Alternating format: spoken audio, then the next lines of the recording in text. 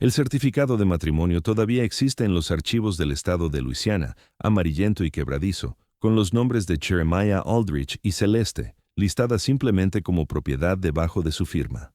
Lo que hace que este documento sea tan inquietante no es solo la naturaleza grotesca de la unión entre un dueño de plantación y su cocinera esclava, sino las 13 muertes misteriosas que siguieron en los meses posteriores a su ceremonia de boda en marzo de 1854. Los periódicos locales de esa época, cuidadosamente conservados en colecciones privadas, insinúan una conspiración tan elaborada y cruel que las autoridades enterraron la investigación para proteger a algunas de las familias más prominentes de Luisiana. La verdad detrás de este matrimonio forzado revela una red de traición, venganza y tortura sistemática que conmocionó incluso al sur de la época anterior a la Guerra Civil, endurecido por la violencia. Antes de continuar con la historia de Jeremiah Aldrich y el destino infernal que le esperaba en la plantación Willowbrook, asegúrate de suscribirte a nuestro canal y déjanos saber en los comentarios de qué estado nos escuchas. Ahora, permíteme llevarte a una época en la que el honor lo era todo y en la que la confianza rota podía destruir a un hombre de maneras mucho peores que la muerte. Los eventos que llevaron a ese matrimonio impío comenzaron 15 años antes en los turbios remansos del delta del Mississippi,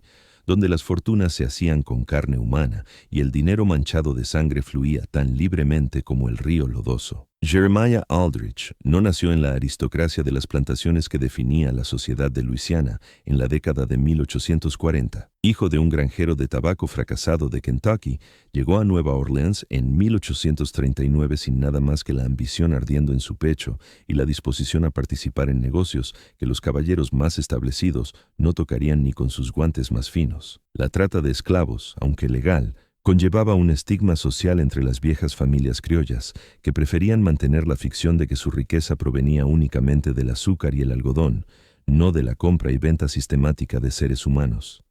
Fue en el sofocante verano de 1840 cuando Aldrich formó su sociedad con Marcus Devo y Samuel Rochelle, dos hombres cuya desesperación coincidía con su propia y despiadada ambición. Devo, el hijo menor de un barón del azúcar en declive, necesitaba dinero para salvar la plantación de su familia de los acreedores. Rochelle, un ex capitán de barco que había perdido todo por la fiebre amarilla y las malas inversiones, poseía un conocimiento invaluable de las rutas ilegales de esclavos desde Cuba y las islas del Caribe. Juntos, establecieron lo que llamaron la Delta Trading Company, operando desde un almacén en las afueras de Nueva Orleans, donde el alcance de la ley se debilitaba y no se hacían preguntas sobre el origen de su mercancía. El negocio resultó ser más rentable de lo que cualquiera de ellos se había atrevido a imaginar. Mientras que los traficantes de esclavos legítimos trataban con propiedad documentada, con títulos claros y certificados de salud, las operaciones de Aldrich se especializaron en lo que eufemísticamente llamaron servicios de recuperación. Compraban personas esclavizadas que habían escapado de plantaciones fallidas,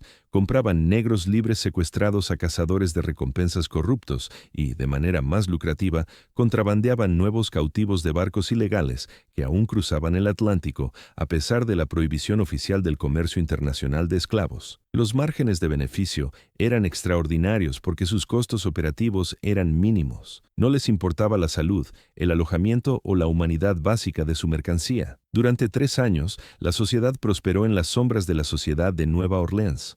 Reinvirtieron sus ganancias en negocios legítimos, comprando respetabilidad junto con propiedades. Dero salvó la plantación de su familia y la expandió a una de las operaciones de azúcar más productivas en la parroquia de St. Charles. Rochelle compró una flota de barcos fluviales y se convirtió en un respetado magnate de la navegación. El propio Aldrich adquirió la plantación Willowbrook, una operación de algodón modesta pero rentable, a unas 40 millas río arriba de Nueva Orleans, completa con una gran mansión colonial que anunciaba su llegada a la élite de los plantadores de Luisiana. Pero el éxito generó descuido, y el descuido atrajo la atención de personas que importaban. En la primavera de 1843 les llegó la noticia de que los alguaciles federales estaban investigando operaciones ilegales de trata de esclavos a lo largo de la costa del Golfo. Alguien había estado haciendo preguntas sobre su negocio, examinando registros de envío y, lo peor de todo, entrevistando a algunos de sus antiguos mercancías que habían logrado escapar o obtener la libertad por otros medios. Los tres socios se reunieron en una sesión de emergencia en el nuevo estudio de Aldrich en Willowbrook,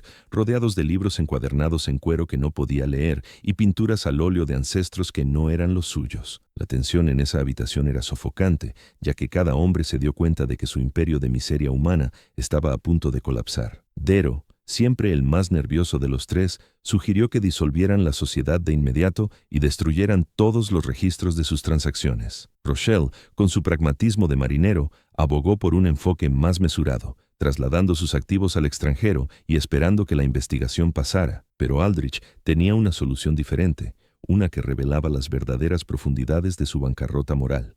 Ya había decidido eliminar a sus socios y robar sus activos combinados, pero necesitaba un plan que eliminara la sospecha de sí mismo mientras silenciaba a los dos. Hombres que sabían lo suficiente como para destruirlo. La solución le llegó con la fría claridad del mal puro.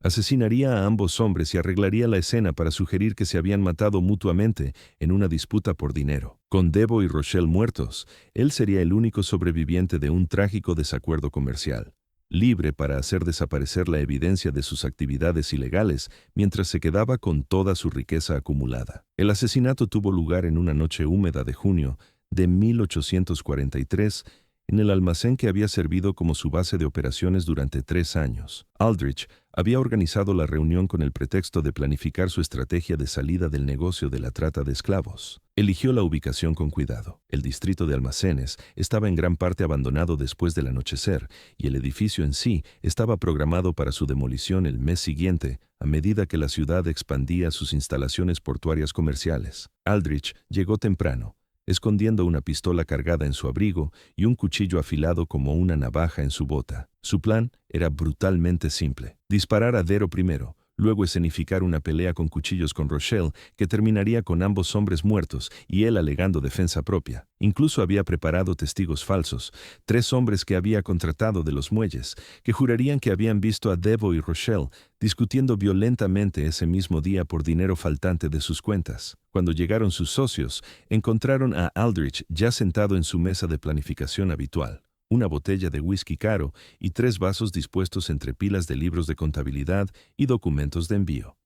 La conversación comenzó con normalidad, con Darrow revisando las amenazas legales que enfrentaban y Rochelle esbozando un plan para transferir sus activos a bancos en La Habana, donde la ley estadounidense no podía alcanzarlos. Pero a medida que la noche avanzaba y el whisky fluía más, Aldrich dirigió la discusión hacia su riqueza acumulada, específicamente la ubicación de las reservas de efectivo que habían escondido en varios bancos y casas de seguridad alrededor de Nueva Orleans. Fue Rochelle quien primero sintió que algo andaba mal. Los instintos del viejo marinero, perfeccionados por años de viajes peligrosos y puertos violentos, captaron cambios sutiles en el comportamiento de Aldrich, la forma en que sus ojos nunca se encontraban con los de ellos, cómo su mano se mantenía a la deriva hacia el bolsillo de su abrigo, la tensión en su voz cuando preguntó por sus números de cuenta individuales y arreglos de seguridad, cuando Rochelle sugirió que pospusieran la reunión y se volvieran a reunir al día siguiente con sus abogados presentes. Aldrich supo que su ventana de oportunidad se estaba cerrando.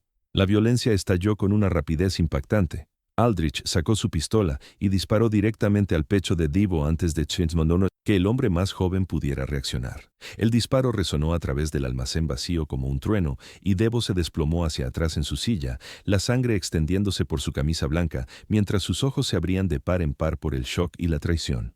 Pero Rochelle, a pesar de ser tomado por sorpresa, demostró ser más resistente de lo que Aldrich había anticipado. El ex capitán de barco volcó la pesada mesa entre ellos y se lanzó hacia adelante con una botella de whisky rota, cortando la cara de Aldrich y abriendo una profunda herida en su mejilla izquierda que dejaría una cicatriz permanente. Lo que siguió fue una lucha desesperada que duró casi 10 minutos, mucho más de lo que Aldrich había planeado. Rochelle luchó con la furia de un hombre que entendía exactamente lo que estaba sucediendo y se negaba a morir en silencio.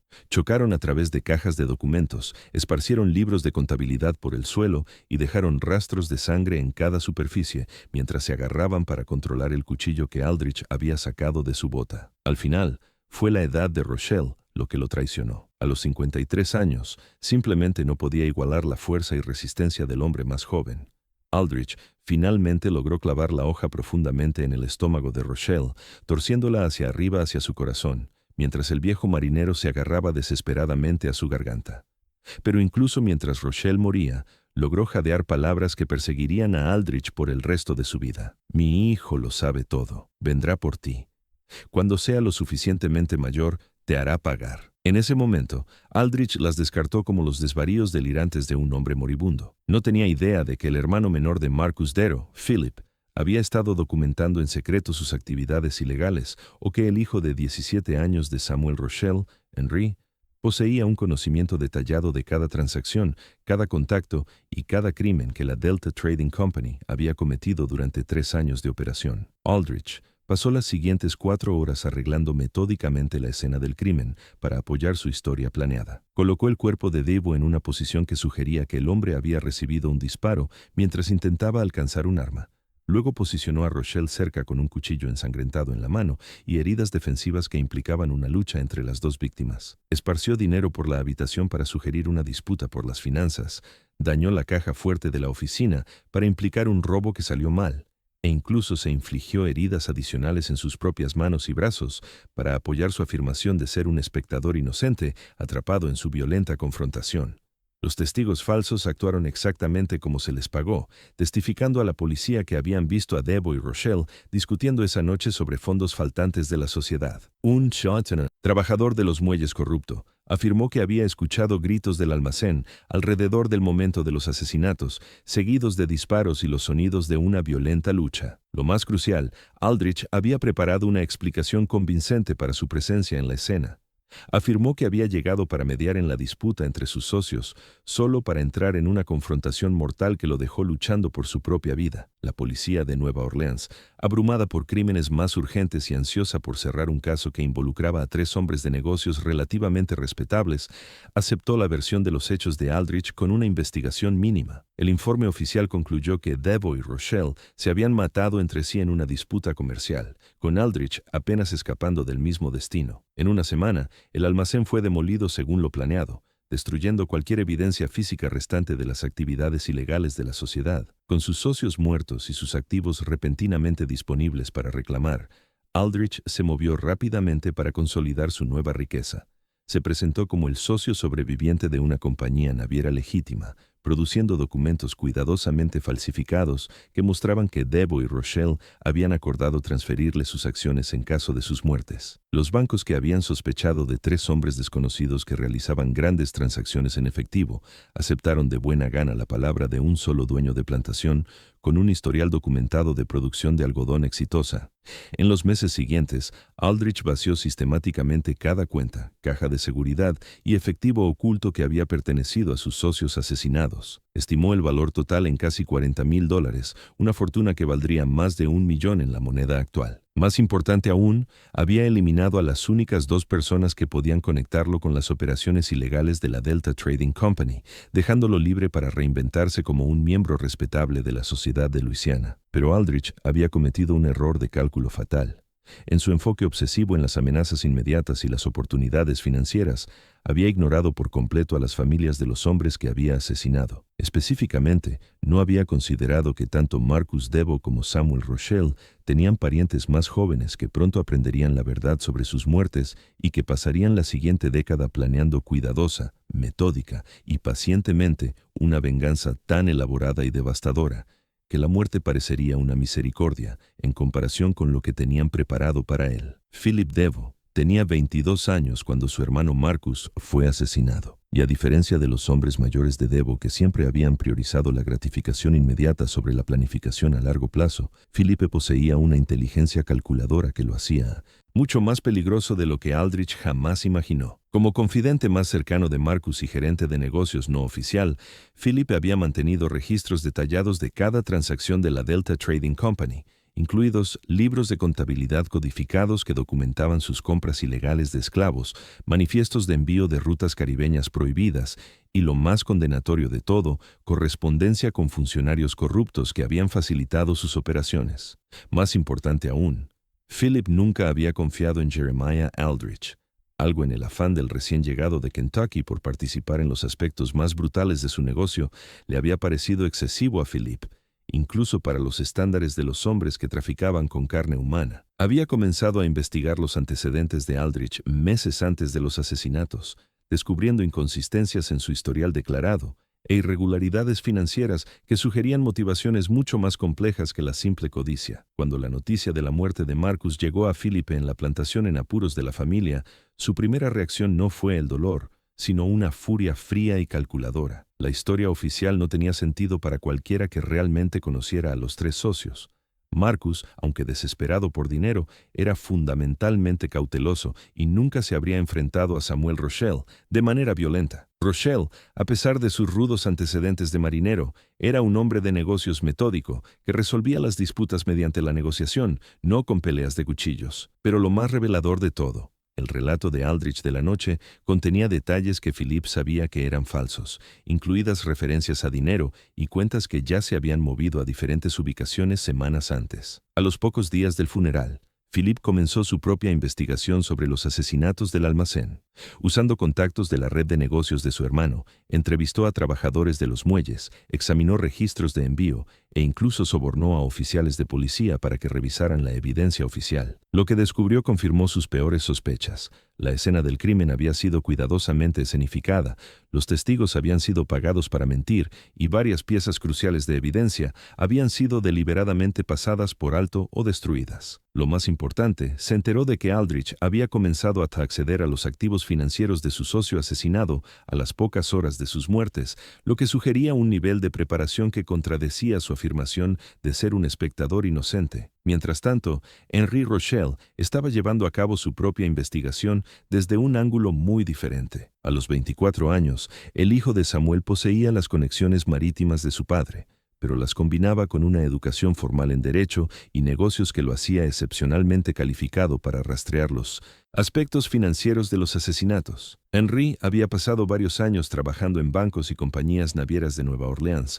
construyendo relaciones con oficinistas, gerentes y funcionarios que podían proporcionar información que el enfoque más directo de Philip podría pasar por alto. La investigación de Henry reveló el verdadero alcance del robo de Aldrich.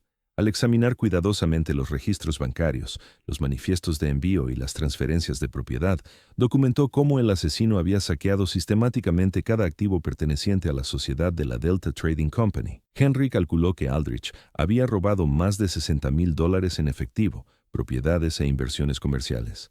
Una riqueza que representaba años de operaciones ilegales pero rentables, construidas sobre el sufrimiento de cientos de seres humanos esclavizados. Pero lo que hizo a Henry verdaderamente peligroso fue su comprensión de cómo funcionaban realmente los sistemas financieros y legales de Luisiana. A diferencia de Philip, que se centraba en probar la culpabilidad de Aldrich a través de evidencia directa, Henry se dio cuenta de que un enfoque más efectivo sería usar la propia codicia de Aldrich en su contra. En lugar de buscar justicia inmediata a través del corrupto sistema judicial, Henry comenzó a desarrollar un plan para destruir sistemáticamente la base financiera de Aldrich, dejándolo vulnerable al mismo tipo de traición y violencia que él había infligido a otros. Los dos jóvenes se conocieron por primera vez en el otoño de 1844, más de un año después de los asesinatos de sus familiares. La reunión tuvo lugar en un discreto restaurante en el barrio francés, donde Philip había organizado compartir su evidencia con Henry, con la esperanza de coordinar sus investigaciones individuales. Lo que ninguno de los dos esperaba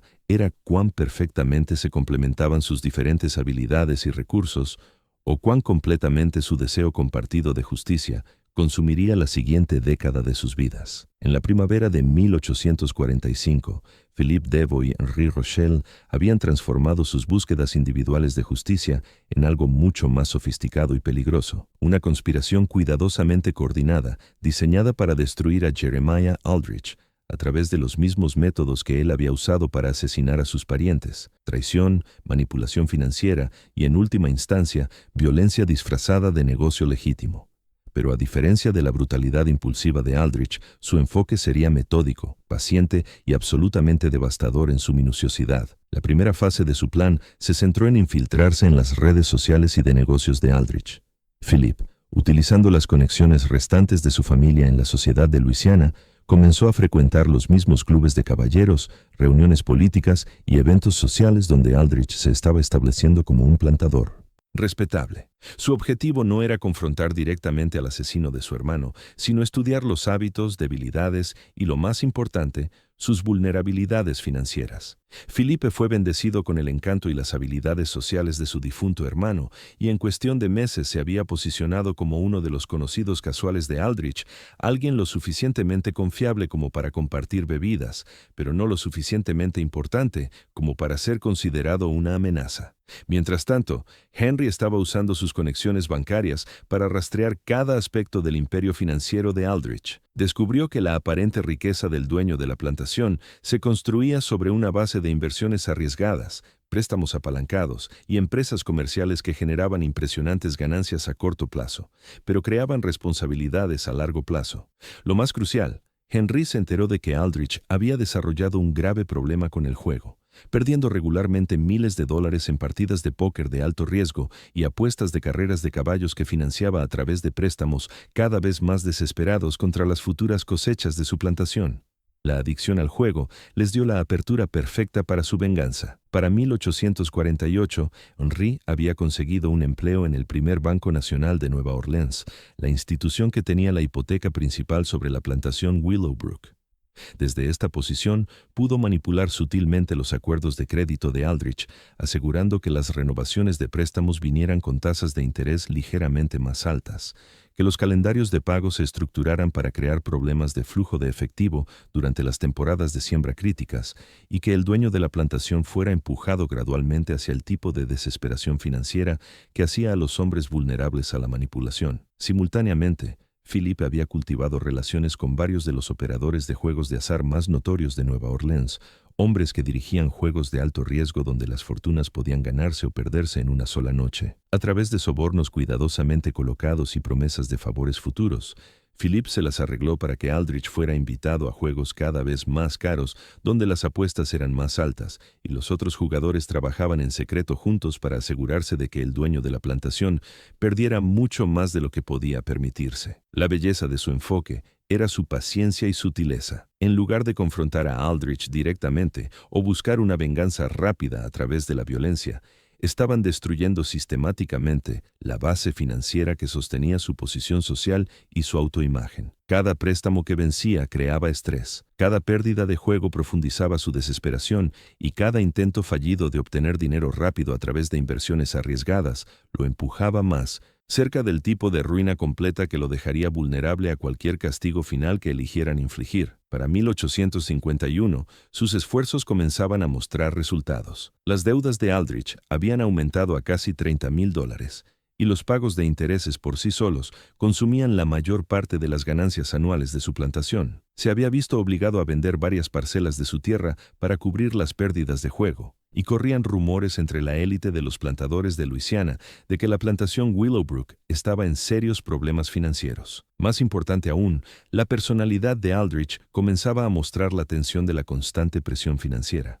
Se había vuelto irritable, sospechoso de los motivos de sus vecinos y cada vez más desesperado en sus intentos de encontrar nuevas fuentes de ingresos. Pero Felipe y Henry no se contentaron con la mera ruina financiera. Su objetivo final era someter a Aldrich al mismo tipo de humillación y terror que sus parientes asesinados habían experimentado en sus últimos momentos. Querían que entendiera que su prosperidad se había construido sobre sangre, que su respetabilidad era una ficción y que la justicia finalmente lo había encontrado, a pesar de toda su cuidadosa planificación y brutal eficiencia. La fase final de su venganza requeriría que empujaran a Aldrich más allá de la mera desesperación financiera a una posición en la que se vería obligado a aceptar los términos que le ofrecieran, sin importar cuán degradantes o peligrosos pudieran ser. Necesitaban que estuviera tan completamente atrapado que la muerte pareciera preferible a las alternativas, pero también lo necesitaban vivo el tiempo suficiente para apreciar plenamente la naturaleza sofisticada de su venganza. Fue Henry quien concibió la idea de usar a las propias personas esclavizadas de Aldrich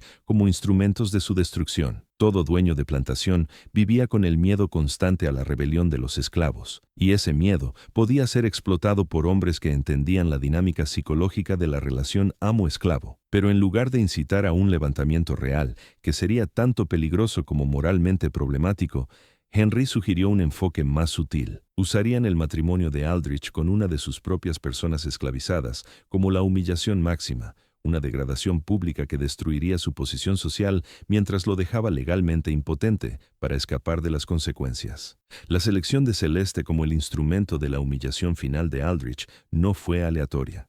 Philippe y Henry habían pasado meses estudiando a cada persona que vivía y trabajaba en la plantación Willowbrook, buscando a alguien cuyo matrimonio forzado con su objetivo crearía el máximo daño social posible, al tiempo que les proporcionaría un medio confiable para controlar el destino final de Aldrich. Celeste cumplió todos sus requisitos a la perfección, pero por razones que iban mucho más allá de su apariencia física o estatus social. A los 38 años, Celeste era de hecho una mujer grande, pero su tamaño era lo menos notable de ella desde la perspectiva de Philippe y Henry. Lo que la hizo invaluable para sus planes fue su inteligencia, su lealtad total a su propia supervivencia y, lo más importante, su odio absoluto por Jeremiah Aldrich. A diferencia de muchas personas esclavizadas que habían aprendido a ocultar sus verdaderos sentimientos detrás de máscaras de conformidad, Celeste nunca se había molestado en ocultar su desprecio por el hombre que la poseía. Realizaba sus deberes como cocinera principal de manera eficiente y sin quejas, pero cualquiera que la observara con atención podía ver la furia fría que ardía detrás de sus ojos cada vez que Aldrich estaba presente. Su odio tenía raíces profundas. Celeste había sido comprada por Aldrich en 1847 de una plantación fallida en Mississippi, donde había sido separada de su esposo y 3 hijos que fueron vendidos a diferentes dueños en diferentes estados. La separación no fue económicamente necesaria. Aldrich podría haberse permitido comprar a toda su familia, pero había elegido comprar solo a Celeste porque necesitaba una cocinera experimentada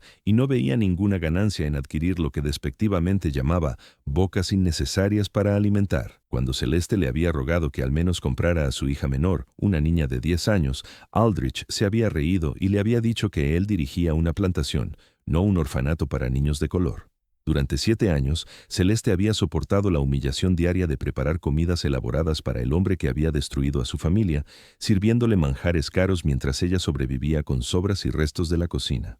Lo había visto entretener a los invitados con historias de sus éxitos comerciales, sabiendo que su riqueza se había construido sobre dinero robado y socios asesinados. Había limpiado la sangre de su ropa cuando regresaba de misteriosos viajes nocturnos, y lo había visto quemar documentos y cartas en la chimenea de la cocina durante sus intentos cada vez más desesperados de ocultar evidencia de sus problemas financieros. Más importante aún, Celeste había acumulado gradualmente un conocimiento detallado de las rutinas diarias de Aldrich, sus hábitos personales, sus problemas de salud y su creciente paranoia sobre posibles amenazas de acreedores y rivales comerciales. Sabía qué alimentos prefería, qué medicamentos tomaba para sus dolencias estomacales crónicas y qué habitaciones de la casa de la plantación visitaba con más frecuencia. Este conocimiento la convertía en una aliada potencial perfecta para cualquiera que buscara manipular o dañar a su dueño, pero también la hacía extremadamente valiosa para los planes específicos de venganza de Philippe y Henry. El acercamiento a Celeste requería un manejo delicado. Ni Philippe ni Henry podían arriesgarse a un contacto directo con una persona esclavizada en la propiedad de Aldrich, ya que dicho contacto sería legalmente peligroso y probablemente despertaría sospechas. En cambio, utilizaron intermediarios, personas de color libres que trabajaban en los mercados de Nueva Orleans y tenían razones legítimas para visitas ocasionales a las plantaciones rurales. A través de estos contactos, establecieron gradualmente comunicación con Celeste, inicialmente ofreciendo pequeñas cantidades de dinero a cambio de información sobre las actividades y hábitos de Aldrich. Lo que descubrieron superó sus expectativas. Celeste no solo poseía un conocimiento detallado de las vulnerabilidades de su dueño, sino que había estado llevando a cabo su propia campaña sutil de guerra psicológica contra él durante años. Había estado salando deliberadamente su comida para agravar sus problemas estomacales, rompiendo accidentalmente sus platos y artículos personales favoritos y difundiendo rumores entre las otras personas esclavizadas sobre sus problemas financieros y sus posibles planes de venderlos para cubrir sus deudas. Sus acciones habían sido cuidadosas y negables, diseñadas para crear estrés y paranoia sin proporcionar evidencia clara de sabotaje deliberado. Cuando Philip y Henry finalmente revelaron sus verdaderas identidades y sus planes para la destrucción de Aldrich, la respuesta de Celeste fue inmediata e inequívoca. Haría lo que fuera necesario para ayudarlos a destruir al hombre que había asesinado a sus parientes y arruinado su propia vida. La única condición que exigió fue que su cooperación fuera recompensada con la libertad y un pasaje seguro a Canadá, donde esperaba eventualmente localizar a sus hijos sobrevivientes. Philippe y Henri aceptaron de inmediato, reconociendo que habían encontrado no solo una herramienta para su venganza, sino una compañera cuyas motivaciones personales se alineaban perfectamente con su propia búsqueda de justicia. Los detalles finales de su plan tomaron forma durante varios meses de cuidadosa coordinación. Aldrich sería empujado a la ruina financiera total a través de una serie de pérdidas de juego manipuladas y préstamos vencidos, dejándolo vulnerable a una oferta que no podría rechazar: casarse con Celeste en una ceremonia legal o enfrentar la muerte inmediata a manos de sus acreedores. El matrimonio destruiría su posición social y proporcionaría a Philippe y Henri acceso legal a su propiedad a través del control de su esposa. Lo más importante, colocaría a Celeste en una posición en la que podría envenenar gradualmente a Aldrich durante varios meses, haciendo que sufriera la misma muerte lenta y agonizante que sus parientes asesinados habían experimentado. Pero el plan requería un elemento crucial más: el momento oportuno. Necesitaban asegurarse de que el colapso financiero de Aldrich coincidiera con un periodo en el que estaría aislado de posibles aliados y no podría buscar ayuda de las fuerzas del orden o conexiones políticas. La oportunidad llegó a principios de 1854, cuando Henri se enteró de que Aldrich planeaba asistir a un torneo de juego de alto riesgo en Nueva Orleans, con la esperanza de ganar suficiente dinero para salvar su plantación de la ejecución hipotecaria. Sería el momento perfecto para tender su trampa cuando Aldrich estaría lo suficientemente desesperado como para aceptar cualquier término que ofreciera la esperanza de supervivencia, sin importar cuán degradantes pudieran ser esos términos. La guarida de juego donde Jeremiah Aldrich se encontraría con su destino estaba ubicada en un almacén reconvertido cerca de la orilla de Nueva Orleans, un lugar donde los hombres más desesperados y peligrosos de la ciudad se reunían para arriesgarlo todo en el giro de una carta o el lanzamiento de dados. La noche de febrero de 1854 en que llegó Aldrich fue particularmente húmeda y opresiva, con niebla rodando desde el río Mississippi para envolver las calles en una neblina gris que parecía amortiguar el sonido y difuminar los límites entre la realidad y la pesadilla. Aldrich entró en la guarida llevando un bolso de cuero que contenía $8,000, casi todo el activo líquido que pudo reunir a través de la venta de esclavos, equipo y propiedad personal de la plantación Willowbrook. Representaba su último intento desesperado de ganar suficiente dinero para satisfacer a sus acreedores y salvar su plantación de la ejecución hipotecaria.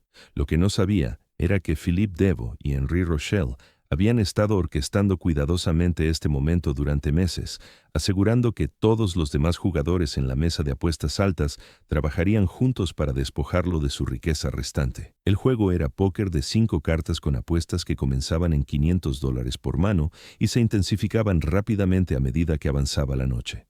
Aldrich inicialmente experimentó un éxito moderado, ganando suficientes botes más pequeños para creer que su suerte finalmente podría estar cambiando. Pero a medida que las apuestas aumentaban y el alcohol fluía más libremente, comenzó a hacer apuestas cada vez más imprudentes, impulsado por una combinación de desesperación y la falsa confianza que provenía de sus primeras victorias. Para la medianoche, Aldrich había perdido más de la mitad de su apuesta, pero continuó jugando con la intensidad desesperada de un hombre que entendía que esta era literalmente su última oportunidad de salvarse de la ruina total. Los otros jugadores, siguiendo las cuidadosas instrucciones de Philip, le permitieron ganar manos ocasionales para mantenerlo en la mesa, pero aumentaron gradualmente la presión hasta que estaba apostando cantidades que representaban toda su fortuna restante en cartas individuales. La mano final comenzó justo después de las 2 de la mañana, cuando la niebla exterior se había vuelto tan densa que la luz de gas de las farolas apenas penetraba las ventanas del almacén. A Aldrich le repartieron lo que parecía ser una mano fuerte, un par de reyes visibles con la posibilidad de un full house si las cartas ocultas caían correctamente. Confiado en que este era su momento para recuperar sus pérdidas y tal vez incluso ganar lo suficiente para resolver sus problemas financieros de forma permanente, empujó sus $3,000 restantes al centro de la mesa. Pero a los otros jugadores se les habían repartido manos aún más fuertes, y lo que es más importante, habían estado coordinando sus apuestas para asegurarse de que el bote final fuera lo suficientemente grande como para arruinar por completo a Aldrich, mientras lo dejaban con deudas que superaban con creces cualquier cosa que pudiera pagar. Cuando finalmente se revelaron las cartas, el par de reyes de Aldrich perdió ante un full house en manos de un hombre que no reconoció, un extraño de ojos fríos que recogió las ganancias con la eficiencia metódica de alguien que había estado seguro del resultado desde el principio. A medida que la realidad de su completa destrucción financiera comenzó a hundirse, Aldrich se sentó inmóvil en la mesa vacía, mirando la superficie de fieltro donde su última esperanza acababa de evaporarse. Los otros jugadores ya se habían marchado, pero el extraño que había ganado la mano final permaneció sentado frente a él, estudiando a Aldrich con la intensidad de un científico que examina un espécimen interesante. Después de varios minutos de silencio opresivo, el extraño finalmente habló, su voz con un ligero acento francés que le resultaba familiar, pero que Aldrich no pudo ubicar de inmediato. «Señor Aldrich», dijo el hombre, «creo que necesitamos discutir sus obligaciones pendientes. Verá, los caballeros que acaban de irse no son simplemente jugadores. Representan ciertos intereses comerciales que han sido muy pacientes con sus dificultades financieras, pero la paciencia, como la suerte, finalmente se agota». Fue en ese momento que Philippe Deveau salió de las sombras cerca de la entrada del almacén, su rostro iluminado por la parpadeante luz de gas de una manera que hacía que su parecido con su hermano asesinado fuera inconfundiblemente claro. La sangre de Aldrich se convirtió en hielo al reconocer los rasgos que había visto retorcidos de dolor y shock 11 años antes, cuando Marcus Deveau había muerto con una bala en el pecho y la traición en los ojos. «Parece que ha visto un fantasma, Jeremiah», dijo Philippe, acercándose a la mesa con gracia depredadora, tal vez porque lo ha hecho. «Mi nombre es Philippe Deveau, y creo que conocía bastante bien a mi hermano mayor Marcus. De hecho, fue la última persona en verlo con vida. ¿No es así?» El almacén de repente se sintió imposiblemente frío a pesar del aire húmedo de Luisiana afuera. Las manos de Aldrich comenzaron a temblar a medida que el alcance total de su situación se hizo evidente. Esto nunca había sido un torneo de juego aleatorio o una oportunidad para salvar su plantación. Había sido una trampa elaborada, planeada y ejecutada con el tipo de precisión metódica que hablaba de años de preparación paciente y odio ilimitado. Henri Rochelle salió de otra esquina del almacén, completando el triángulo de acusadores que rodeaban a Aldrich en la mesa de póker. «Mi padre, Samuel, siempre decía, usted era astuto, señor Aldrich, lo suficientemente astuto como para asesinar a 2 hombres y robarles el trabajo de su vida, pero aparentemente no lo suficientemente astuto como para darse cuenta de que los hombres muertos a veces dejan hijos que recuerdan las historias de su padre y nunca olvidan a los asesinos de su padre». El almacén se quedó en silencio, excepto por el sonido distante de las bocinas de los barcos que resonaban a través del río envuelto en niebla. Aldrich se sentó paralizado entre sus acusadores, su mente corriendo a través de posibles escapes y sin encontrar ninguno. Estaba solo en un edificio aislado con 2 hombres que habían pasado más de una década planeando su destrucción. Y su completa ruina financiera significaba que nadie lo buscaría si simplemente desaparecía en el delta del Mississippi. Philip se movió a la silla directamente frente a Aldrich, sentándose con cuidado deliberado antes de hablar de nuevo. «Lo sabemos todo, Jeremiah. Sabemos sobre la Delta Trading Company y sus operaciones ilegales de trata de esclavos. Sabemos sobre el almacén donde asesinó a nuestros padres a sangre fría. Sabemos sobre los documentos falsificados y los testigos sobornados y el robo sistemático de todo lo que habían trabajado para construir. Lo más importante, sabemos que ha estado viviendo de dinero manchado de sangre durante 11 años, construyendo su respetable estilo de vida de plantador sobre el cimiento de sus cadáveres». Henry se acercó desde el otro lado, sacando una carpeta de cuero llena de documentos que esparció sobre la mesa de póker como evidencia en una sala de tribunal. «Estas son copias de cada transacción financiera que ha realizado desde 1843, señor Aldrich. Registros bancarios que muestran cómo saqueó las cuentas de nuestro padre. Transferencias de propiedad que demuestran cómo adquirió activos que legítimamente pertenecen a sus propiedades, incluso correspondencia con algunos de los funcionarios corruptos que lo ayudaron a cubrir sus huellas, funcionarios que desde entonces se han preocupado mucho más por su propia supervivencia que por proteger la suya. La evidencia era abrumadora e innegablemente auténtica. Aldrich reconoció documentos que pensó que habían sido destruidos hace años, registros financieros que solo podrían haberse obtenido a través de una extensa investigación y cuidadosos sobornos, y lo más condenatorio de todo, declaraciones juradas de personas que habían presenciado varios aspectos de sus crímenes, pero que habían permanecido en silencio hasta ahora. Philippe y Henry habían construido un caso que no solo probaría su culpabilidad en cualquier tribunal de justicia, sino que también implicaría a docenas de otros ciudadanos prominentes de Luisiana que sin saberlo, lo habían ayudado a lavar su riqueza robada. La pregunta ahora, continuó Philippe, es qué pretendemos hacer con esta información. Podríamos entregársela a las autoridades federales, que estarían muy interesadas en procesarlo no solo a usted, sino a todos los que lo ayudaron a integrar el dinero robado en el sistema bancario de Luisiana. O podríamos hacer arreglos para que ciertas partes en Nueva Orleans se enteren de que ha estado operando bajo pretextos falsos durante más de una década, viviendo una mentira construida sobre el asesinato de sus socios comerciales y amigos. Sospecho que cualquiera de los dos enfoques resultaría en su muerte, probablemente precedida por una considerable molestia. Aldrich finalmente encontró su voz, aunque salió como poco más que un susurro. ¿Qué quieren? Dinero. Puedo conseguir dinero. Mi plantación vale. Su plantación no vale nada, interrumpió Henry. Nosotros tenemos la hipoteca, recuerda, junto con la mayoría de sus otras deudas. Hemos estado adquiriendo sistemáticamente sus obligaciones durante años, señor Aldrich. Cada préstamo que ha tomado, cada deuda de juego que ha acumulado, cada arreglo financiero que lo ha mantenido a flote, todo nos pertenece ahora. No le queda nada con lo que negociar, excepto su vida, y francamente, tampoco estamos particularmente interesados en preservarla.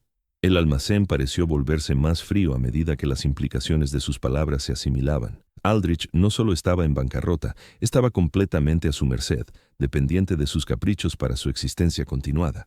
Todo lo que había construido, cada comodidad que había disfrutado, cada aspecto de la vida respetable que había construido, había sido sistemáticamente despojado por los hijos de los hombres que había asesinado.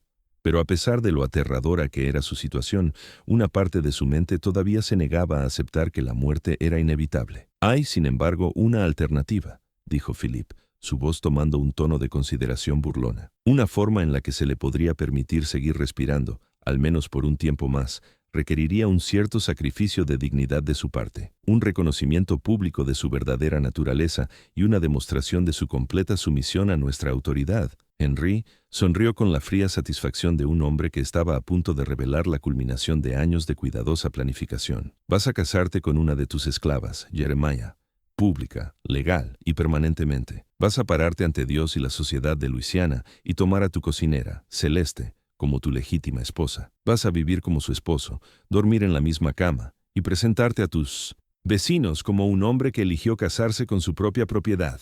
La sugerencia era tan grotesca, tan completamente fuera de los límites del comportamiento aceptable en la sociedad de la época anterior a la Guerra Civil de Luisiana, que Aldrich inicialmente no pudo procesar lo que estaba escuchando. El matrimonio entre un dueño de plantación blanco y una persona esclavizada no solo era socialmente inaceptable, era suicidio legal, aniquilación social y humillación personal en una escala que haría que la muerte pareciera misericordiosa en comparación. «Están locos», susurró Aldrich.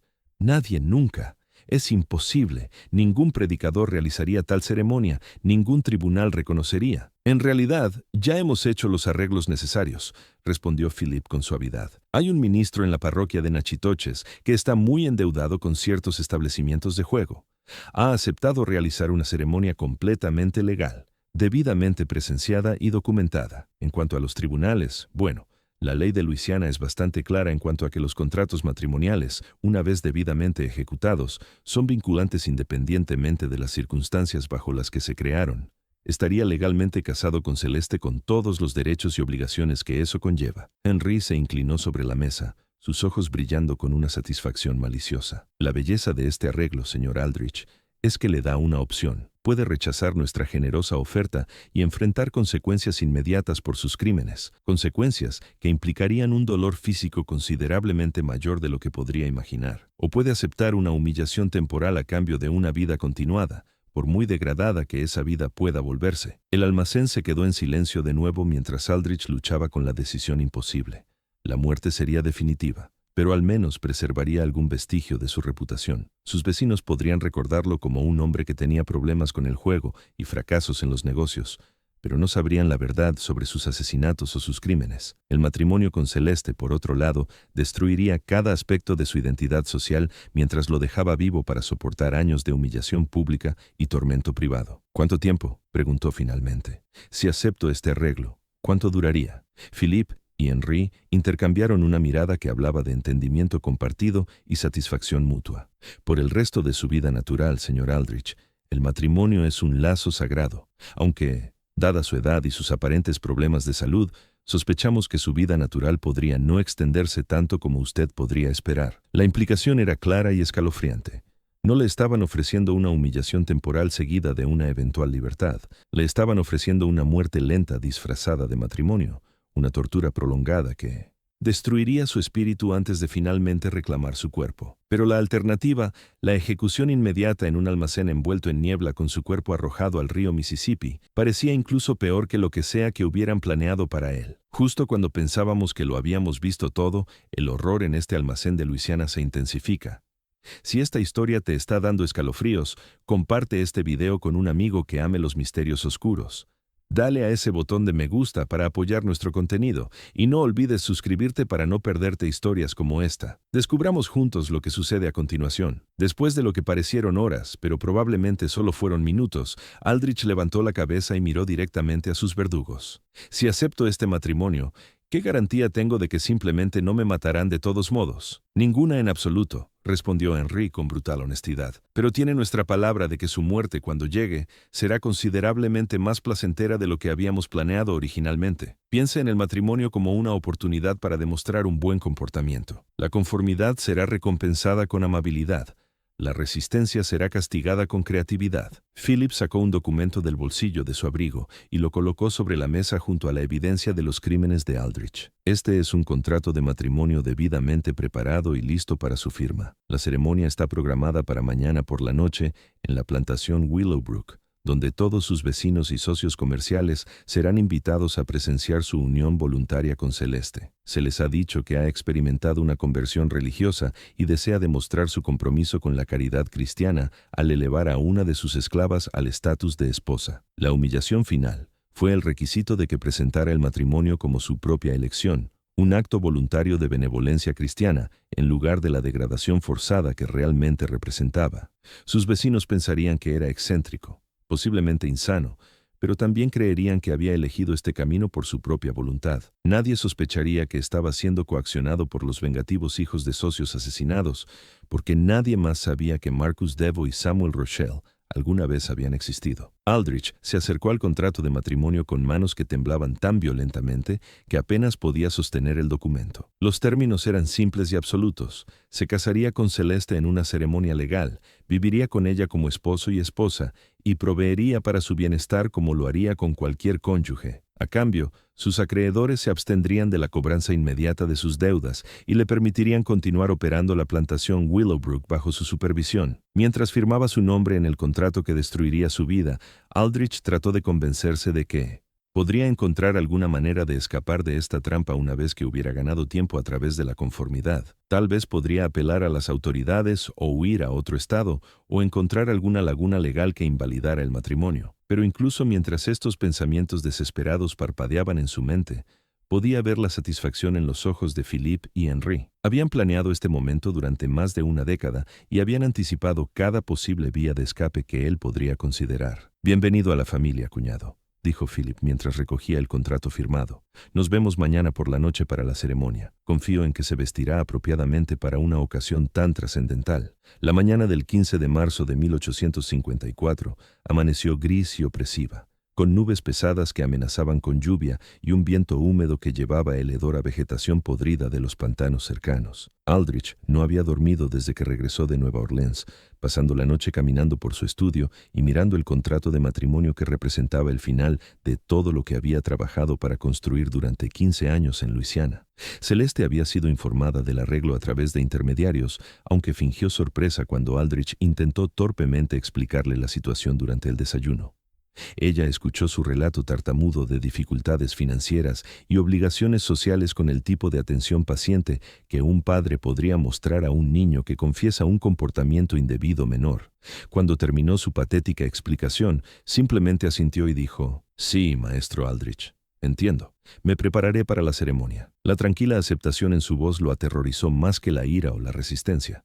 Sugería un nivel de preparación y coordinación que implicaba que ella había sabido del plan mucho antes de que él se viera obligado a aceptarlo. Mientras la observaba moverse eficientemente por la cocina, preparando lo que sería su última comida como amo y esclava, Aldrich comenzó a darse cuenta de que sus verdugos habían sido mucho más minuciosos en su planificación de lo que inicialmente había entendido. A lo largo del día, vecinos y conocidos llegaron a la plantación Willowbrook, atraídos por invitaciones que Philip y Henry habían enviado a nombre de Aldrich. A los invitados se les dijo que estaban presenciando una notable demostración de caridad cristiana, ya que su vecino había decidido honrar a una de sus sirvientas más fieles ofreciéndole la protección y la dignidad del matrimonio. La mayoría llegó esperando ver algún tipo de broma elaborada o tal vez evidencia de que Aldrich finalmente había sucumbido a la inestabilidad mental que sus recientes problemas financieros parecían sugerir. Lo que encontraron, en cambio, fue una ceremonia de boda debidamente organizada, completa con decoraciones, refrescos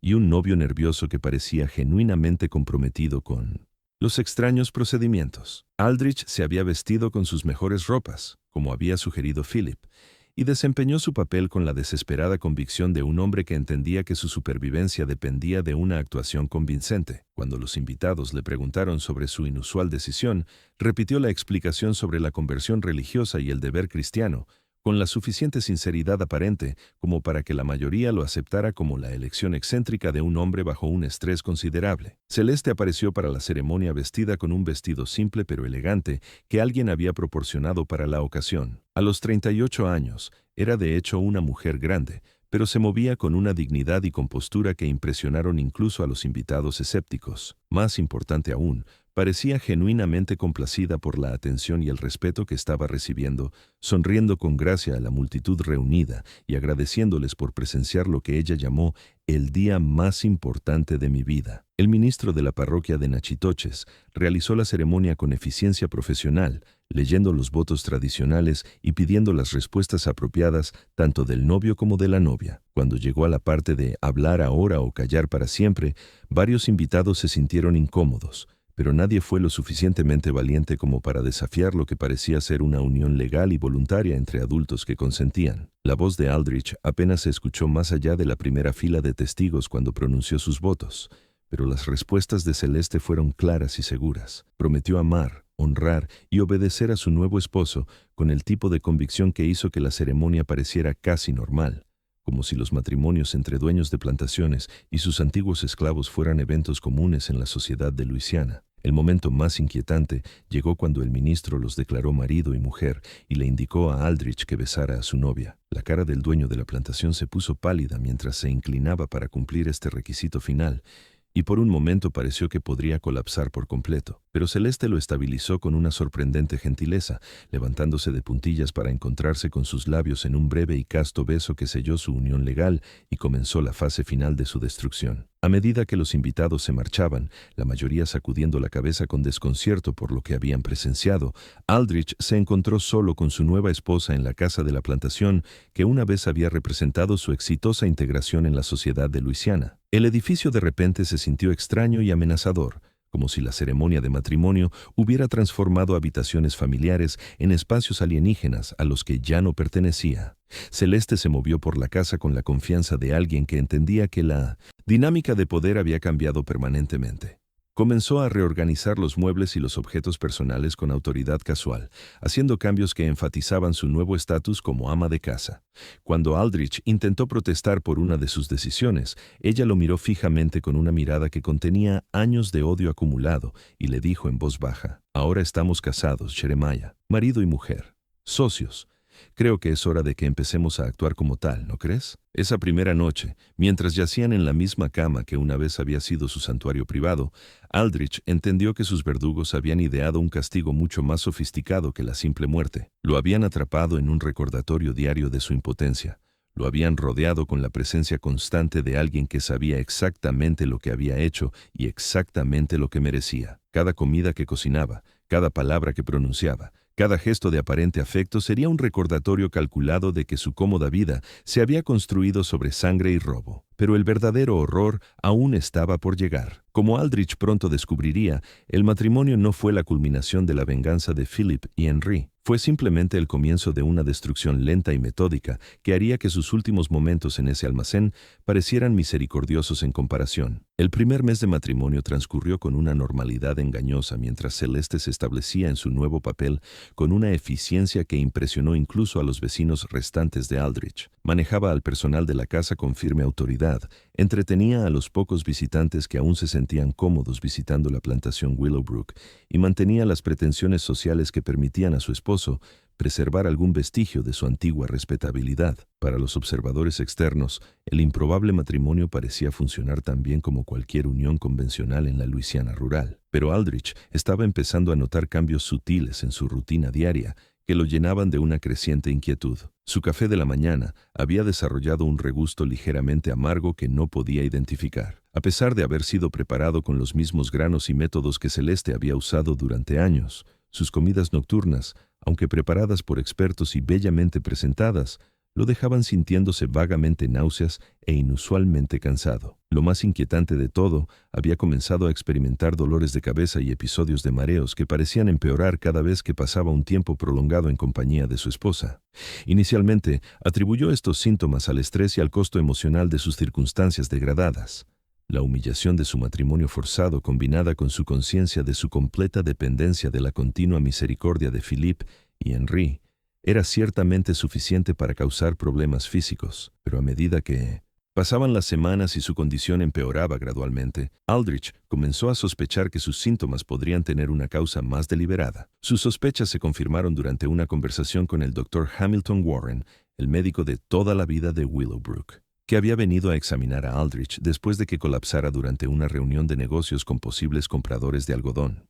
El examen preliminar del Dr. Warren reveló síntomas consistentes con envenenamiento crónico, específicamente la acumulación gradual de sustancias tóxicas que estaban destruyendo lentamente su sistema digestivo y sus funciones nerviosas. Su condición es bastante grave, señor Aldrich, explicó el Dr. Warren mientras guardaba sus instrumentos médicos. Los síntomas sugieren una exposición prolongada a arsénico o un veneno metálico similar.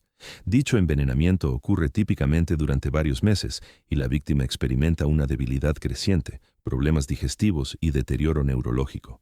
Sin un tratamiento inmediato y la eliminación de la fuente de contaminación, la condición es invariablemente fatal. El diagnóstico confirmó los peores temores de Aldrich sobre las verdaderas intenciones de su esposa.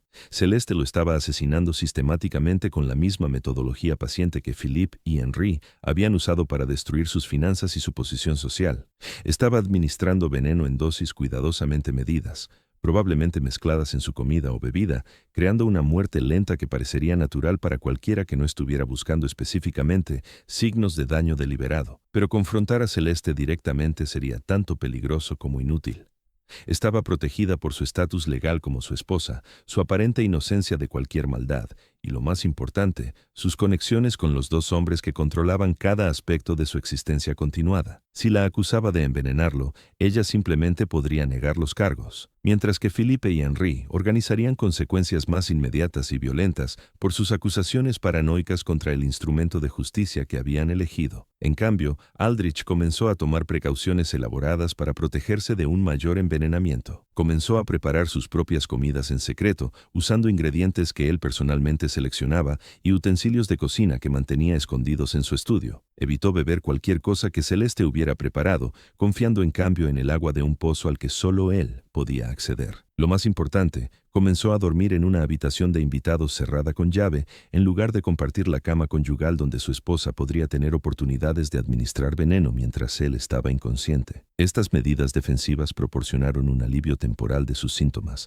pero también crearon nuevos problemas que amenazaron con exponer su creciente paranoia a los observadores externos. Los vecinos que visitaban la plantación Willowbrook comenzaron a comentar sobre su apariencia demacrada, su comportamiento nervioso y su evidente renuencia a comer o beber algo en presencia de su esposa. Se corrió la voz por toda la parroquia de que Jeremiah Aldrich estaba mostrando signos de inestabilidad mental, posiblemente como resultado del estrés asociado con su inusual matrimonio. Celeste desempeñó su papel en esta campaña psicológica con una habilidad magistral. Cuando los invitados expresaron preocupación por el comportamiento de su esposo, ella respondió con el tipo de preocupación paciente que una esposa devota podría mostrar por un cónyuge amado que sufría de una enfermedad o un trastorno mental. Preparó comidas elaboradas que él se negaba a comer, le ofrecía bebidas que él rechazaba con evidente sospecha y generalmente se comportaba como una mujer cuyos esfuerzos por cuidar a su esposo estaban siendo rechazados por un hombre que estaba perdiendo el contacto con la realidad. La brillantez de su enfoque fue que hizo que las acciones defensivas de Aldrich parecieran síntomas de una ilusión paranoica en lugar de respuestas razonables a amenazas genuinas. Su negativa a comer su comida parecía un miedo irracional en lugar de una precaución inteligente. Su comportamiento secreto y su evidente desconfianza hacia su esposa parecían evidencia de un colapso mental, en lugar de la prueba de que estaba siendo sistemáticamente asesinado. Lo más devastador, sus intentos de explicar la situación al Dr. Warren y a otros asociados de confianza fueron descartados como los desvaríos de un hombre que se había vuelto loco por el estrés financiero y la humillación social. Nadie podía creer que una mujer recientemente esclavizada fuera capaz de concebir y ejecutar un complot de asesinato tan sofisticado, o que tuviera el conocimiento y los recursos necesarios para obtener y administrar venenos exóticos durante un periodo prolongado. A finales de la primavera de 1854, Aldrich se encontró atrapado en un escenario de pesadilla en el que su precisa comprensión de las intenciones asesinas de su esposa se había transformado en evidencia de su propia inestabilidad mental. Estaba siendo asesinado lentamente por una mujer con la que estaba legalmente obligado a vivir, mientras que cada uno de sus intentos de protegerse o buscar ayuda era interpretado como una prueba de que estaba perdiendo la cabeza. Pero la tortura psicológica estaba lejos de terminar. Philippe y Henri habían diseñado su venganza para incluir no solo el sufrimiento físico, sino también el completo aislamiento social y la destrucción gradual de cada relación que Aldrich había mantenido durante sus años de aparente respetabilidad. Querían que muriera solo, sin amigos, y completamente convencido de que la justicia finalmente lo había alcanzado, a pesar de toda su cuidadosa planificación y brutal eficiencia. La verdad sobre su situación le fue revelada a Aldrich de la manera más cruel y metódica posible durante una cena que Celeste había organizado para celebrar su tercer aniversario de bodas. Había invitado a varios de sus vecinos restantes junto con el Dr. Warren y otros miembros prominentes de la sociedad local que habían mantenido relaciones cordiales con la plantación a pesar de las inusuales circunstancias del matrimonio. Aldrich había pasado el día preparándose para la noche con su paranoia habitual, comiendo en secreto de antemano y planeando evitar consumir cualquier cosa que su esposa hubiera preparado. Pero cuando llegaron los invitados, Celeste anunció que había preparado una sorpresa especial para la ocasión. Una botella de vino que supuestamente había estado envejeciendo en la bodega de la plantación desde antes de su matrimonio, que quería abrir como un brindis simbólico por su futuro juntos. El vino fue presentado con gran ceremonia, abierto frente a todos los invitados para demostrar que no había sido manipulado y vertido en copas que habían sido limpiadas y preparadas a la vista de todos los presentes. Cuando Celeste propuso un brindis por su matrimonio y sus esperanzas de muchos años más juntos, Aldrich se encontró incapaz de negarse sin parecer completamente insano a sus vecinos reunidos. Mientras se llevaba la copa a los labios, Aldrich vio los ojos de su esposa al otro lado de la mesa. Por un momento, su máscara de afecto devoto se deslizó y vio la fría satisfacción de alguien que estaba a punto de lograr una victoria largamente anticipada. Pero para entonces era demasiado tarde para evitar beber el vino y solo podía esperar que cualquier veneno que ella hubiera usado funcionara lo suficientemente rápido como para evitarle un sufrimiento prolongado. Los efectos comenzaron a los pocos minutos de consumir el vino. Aldrich experimentó calambres estomacales severos, seguidos de dificultad para respirar y una sensación de ardor en la garganta y el pecho. Cuando se desplomó en la mesa, jadeando por aire y agarrándose el estómago, los invitados reunidos asumieron que estaban presenciando el colapso final de un hombre que había estado perdiendo lentamente la cabeza durante meses. El Dr. Warren inmediatamente comenzó a examinar a Aldrich, pero sus esfuerzos se vieron obstaculizados por lo que parecía ser una interferencia histérica de Celeste. Se arrojó sobre el cuerpo de su esposo, sollozando y rogando al médico que lo salvara, mientras que simultáneamente hacía imposible que Warren proporcionara un tratamiento médico efectivo. Su actuación fue tan convincente que los otros invitados pasaron su tiempo consolándola a ella en lugar de ayudar con la emergencia médica. Pero mientras Aldrich yacía muriendo en el suelo de su propio comedor, Celeste se inclinó cerca de su oído y susurró palabras que revelaron el verdadero alcance de la conspiración que había destruido su vida. Marcus Debo era mi primo. Samuel Rochelle era mi tío por matrimonio. He estado trabajando con Philippe y Henri desde 1845, esperando la oportunidad perfecta para verte morir de la misma manera que los hiciste morir a ellos, lenta, dolorosa y completamente solo. La revelación de que su esposa no era simplemente una herramienta de sus enemigos, sino una participante activa en su conspiración familiar, agregó una capa final de horror a la muerte de Aldrich. Había estado viviendo durante meses con una mujer cuyo odio era personal e inmediato, no solo contratado o coaccionado. Cada comida que ella había cocinado, cada conversación que habían compartido, cada momento de aparente tranquilidad doméstica, había sido parte de una actuación elaborada diseñada para maximizar su sufrimiento, mientras minimizaba la sospecha sobre la verdadera causa de su declive. A medida que su visión se oscurecía y su respiración se volvía cada vez más laboriosa, Aldrich podía escuchar a Celeste continuando su actuación para el beneficio de sus invitados. Le rogaba al Dr. Warren que se esforzara más, le suplicaba a Dios que salvara a su amado esposo y, en general, se comportaba como una mujer cuyo mundo se estaba desmoronando por la pérdida del hombre que amaba. Los otros invitados le ofrecían consuelo y apoyo, completamente convencidos de que estaban presenciando un trágico accidente en lugar de la culminación de una búsqueda de venganza de 11 años. Jeremiah Aldrich murió a las 9:47 de la noche del 18 de junio de 1854, rodeado de vecinos que creían que había sufrido un derrame cerebral o un ataque al corazón provocado por meses de inestabilidad mental y deterioro de la salud. La causa oficial de la muerte del Dr. Warren se registró como causas naturales asociadas con un agotamiento nervioso prolongado, un diagnóstico que satisfizo a todos, excepto a Philip Devo y Henry Rochelle, quienes sabían exactamente lo que lo había matado y por qué. El funeral fue bien concurrido, y Celeste desempeñó el papel de viuda en duelo con tal convicción que varias damas prominentes de las plantaciones vecinas se ofrecieron a ayudarla a administrar la plantación Willowbrook durante su periodo de luto. Nadie sospechó que la mujer llorosa en la tumba estaba en realidad celebrando la finalización exitosa del complot de asesinato más elaborado en la historia de Luisiana. Pero la historia no terminó con la muerte de Aldrich. Philip y Henry habían planeado para cada contingencia, incluida la disposición de su propiedad y el destino de su viuda. Como heredera legal de Aldrich, Celeste heredó la plantación Willowbrook junto con todas sus deudas y obligaciones.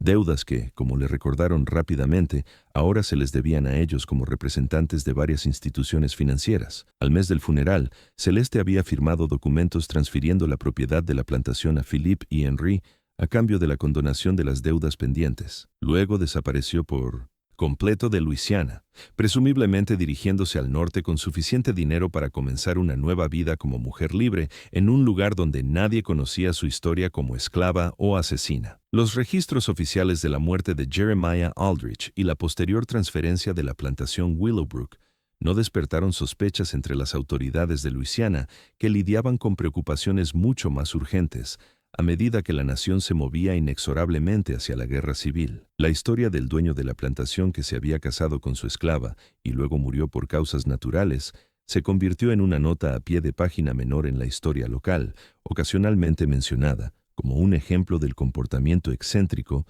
que el estrés financiero podía producir en hombres por lo demás respetables. Pero entre ciertas familias en Nueva Orleans y las parroquias circundantes, una versión diferente de la historia circuló en voz baja durante generaciones.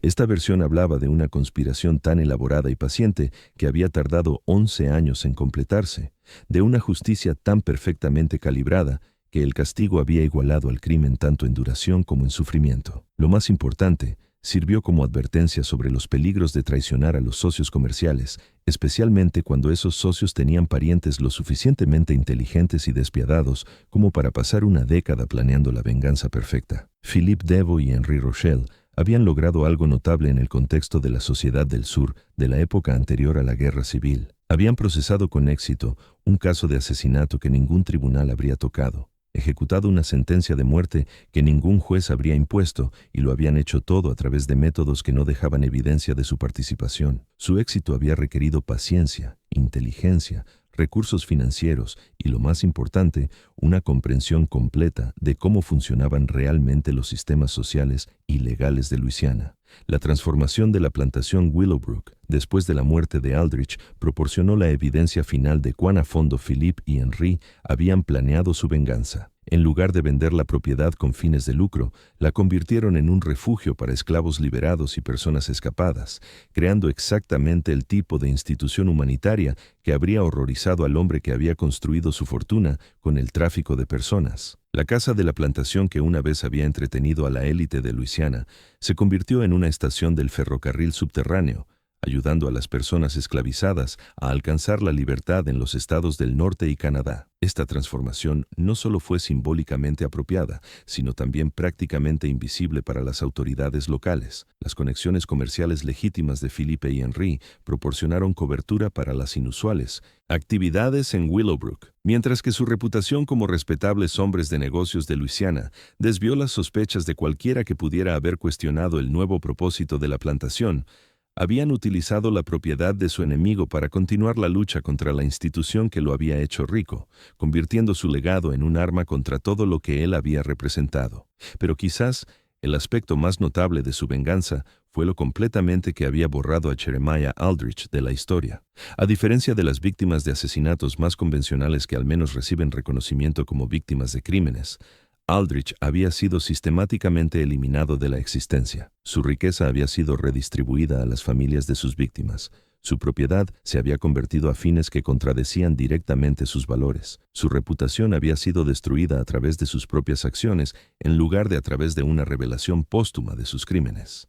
Lo más importante, la forma de su muerte había sido diseñada para asegurar que nadie lo recordara como nada más que un dueño de plantación fracasado que había tomado malas decisiones financieras y se había casado imprudentemente. No habría monumentos a su memoria, ni una línea familiar para preservar su nombre, ni un registro histórico de sus logros o crímenes reales. Había sido borrado de la historia de Luisiana tan a fondo como si nunca hubiera existido. Este misterio nos muestra que la justicia a veces opera fuera de los límites de las instituciones legales, particularmente en sociedades donde esas instituciones están diseñadas para proteger a los poderosos a expensas de los vulnerables. ¿Qué opinas de esta historia?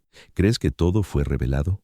Deja tu comentario a continuación. Si disfrutaste de este relato y quieres más historias de terror como esta, suscríbete. Presiona la campana de notificación y comparte con alguien a quien le gusten los misterios. Nos vemos en el próximo video.